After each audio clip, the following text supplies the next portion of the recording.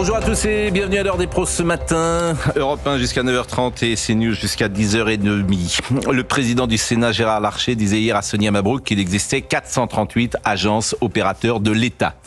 Une agence est créée par une loi ou un décret. Elle assure notamment des missions administratives, d'expertise, de financement, de prestations de services. Dans chaque ministère, vous avez une, deux, trois, parfois des dizaines d'agences qui composent un millefeuille administratif. Exemple, le ministre de la Santé avec sa trentaine d'agences. Exemple encore, le ministre de la Justice où il existe une agence publique pour l'immobilier. Vous avez aussi l'Institut national de l'information géographique et forestière. Vous avez l'Agence nationale de l'habitat, etc., etc. À chaque fois des milliers de fonctionnaires, 438 agences, 400 000 agents de l'État, 91 milliards d'euros par an. Je cite les agences, je pourrais évoquer le CESE, le Conseil économique, social et environnemental, 175 conseillers nommés qui touchent entre 3 700 et 4 500 euros par mois pour, en gros, ne rien faire, sinon produire une vingtaine d'avis par an que personne ne lit et ne suit.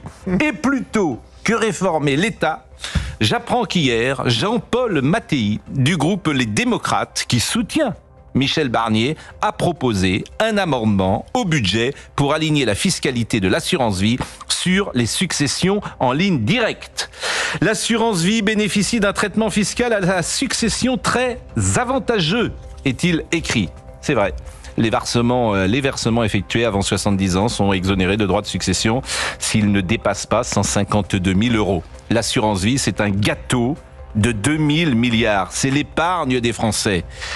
Les petits hommes gris de Bercy vous feront les poches, mesdames, messieurs. Ce sont les frères Raptou de la chanson des Inconnus. Faut que tu craches, faut que tu payes. Ils vous feront les poches, mais ils sont incapables de réformer l'État et de trouver des économies.